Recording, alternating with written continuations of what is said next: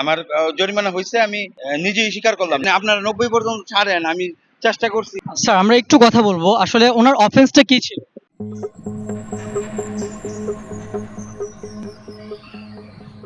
Traffic surgeon সাহেব ইনি রয়েছেন, তিনি কিন্তু আসলে এই মুহূর্তে একটি গাড়িকে সিগন্যাল দিচ্ছেন। সম্ভবত সে কিছুটা আসলে ওভার স্পিডিং করেছে, যার কারণে আসলে তাকে সাইড করানো হচ্ছে, আমরা দেখছি।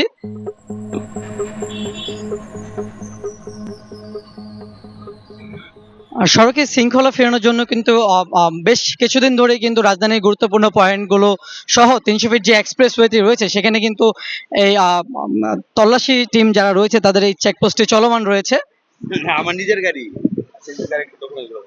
হ্যাঁ, আমি আমি মানে আপনারা 90 পর্যন্ত ছাড়েন, আমি চেষ্টা করছি, কিন্তু 90 পর্যন্ত ছাড়ি বলতে মানে আপনার 90 পর্যন্ত ইয়া করে লিমিট কত? এখানে লিমিট কত আপনার? 80। তাহলে 80 কিন্তু 90 পর্যন্ত আমি না, আমি আপনাদের কাছে অনুরোধ করছি যে আমার ভুল হয়েছে। প্লিজ। দর্শক, আপনারা জেনে থাকবেন যে আসলে 300 ফিট যে এক্সপ্রেসওয়েটি রয়েছে সেখানে কিন্তু স্পিড লিমিট দেওয়া 80 এবং বাইকের জন্য কিন্তু আরও কম। যেহেতু যিনি চালক সাহেব রয়েছেন তিনি কিন্তু আসলে ওভার স্পিডিং করে ফেলেছেন এবং আইন অনুযায়ী যে ব্যবস্থাটি নেওয়া প্রয়োজন সেই ব্যবস্থাটি নিচ্ছেন এখানে যিনি কর্তব্যরত সাদিন সাহেব রয়েছেন। এখানে শেষ করে ফেলি, কোনো ভাবে ব্যবস্থা আছে? হ্যাঁ, আমি আমি মানে আমি আসলে আমার খুব তাড়া, আমার বাসা নরসিংদী, আমি এখানে পে করে দিলে আপনি উপায় টাকা জমা দিয়ে আমার কাছে উপায় নাই। আমি যদি হ্যাঁ, আমার বিকাশেও টাকা নাই। আমি এখন আমি আমার কাগজটা রেখে গেলে আমার ড্রাইভাররা পেঁচে পড়বে।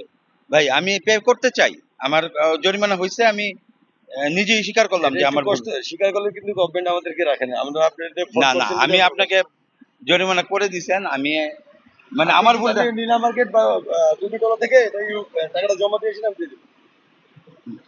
এদিকে কোনো ব্যবস্থা নাই নাকি? আরে